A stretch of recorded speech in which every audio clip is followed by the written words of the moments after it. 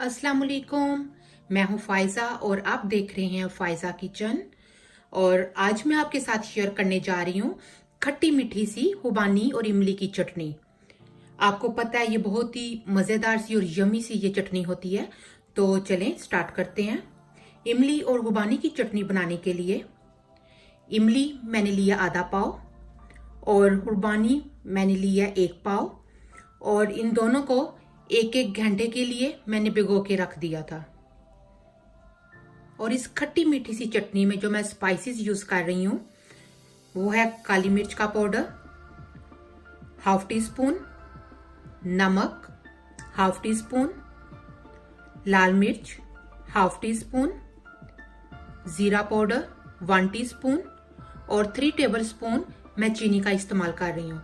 अगर आप शक्कर का इस्तेमाल करना चाहते हैं तो आप शक्कर का इस्तेमाल कर सकते हैं। इसमें इमली और खुबानी की चटनी बनाने के लिए सबसे पहले मैं खुबानी और इमली जो है इसको मैं ब्लेंडर जग में डाल के पेस्ट बनाऊंगी और उसके बाद हम कुकिंग स्टार्ट करेंगे। इमली और खुबानी का मैंने पेस्ट बना लिया और अब मैं इसमें 1 कप पानी शामिल करूंगी और इसको हिलाऊंगी। हिलाते हुए साथ ही इसमें नमक और मिर्च मैं शामिल कर रही हूँ, काली मिर्च का पाउडर, चीनी, जितने भी इंग्रेडिएंट्स हैं उन सभी को इसमें डाल देंगे और जीरा पाउडर।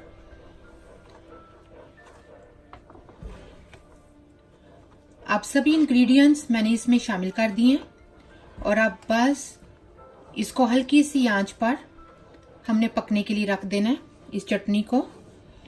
और आपको पता है ये बहुत ही मज़ेदार सी ये चटनी होती है, खट्टी मीठी सी। इसको आप फ्रूट चाट के साथ, दही भल्लों के साथ या फिर समोसों के साथ, पकौड़ों के साथ आप इसे इंजॉय कर सकते हैं।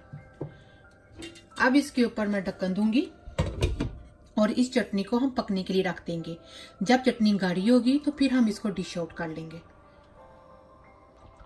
चटनी को मैंने 10 मिनट के लिए पकाया था और उसके बाद आप देख सकते हैं कि इस पे बबल्स आना स्टार्ट हो गए हैं। इट मीन्स डैट कि आप चटनी जो है वो गाढ़ा होना शुरू हो गई है। तो हम 5 मिनट के लिए इस चटनी को और पकाएंगे। और इस स्टेज पे आप सभी स्पाइसेस और जो भी मिर्च अंदर डाली है हमने और चीनी डाली है, इसको आप टेस्ट कर सकते हैं कि ठीक है कि नहीं। अगर कम है तो आप अपने टेस्ट के मुताबिक आप डाल सकते हैं इसमें। अब जस्ट 5 मिनट के लिए और पकाऊंगी इस चटनी को, थोड़ी सी गाढ़ी हो जाए और उसके बाद इसको मैं डिश आउट कर लूंगी। इमली और खुबानी की चटनी रेडी है और आप इसकी थिकनेस देख सकते हैं। इतनी थिकनेस होनी चाहिए क्योंकि जब ये चटनी ठंडी होगी तो उसके बाद इसमें और थिकनेस आएगी। तो इस बात का आप खास ध्यान रखिएगा कि जब आप चटनी बनाएं उसको टू मच थिक ना कीजिएगा। तो अब ये चटनी खट्टी मीठी सी रेडी है। तो अब मैं इसको डिश आउट करूंगी। अल्हम्दुलिल्लाह आज की मजेदार सी इमली और खुबानी की चटनी की रेसिपी रेडी है। और आपने देखा ये कितनी मजेदार सी खट्टी मीठी सी ये चटनी है। उम्मीद है आज की ये रेसिपी आपको पसंद आई होगी। तो प्लीज मेरी वीडियो को लाइक करें और मेरे चैनल को सब्सक्राइब करें और अपने फ्रेंड्स और फैमिली के साथ शेयर करें। अल्लाह हाफिज।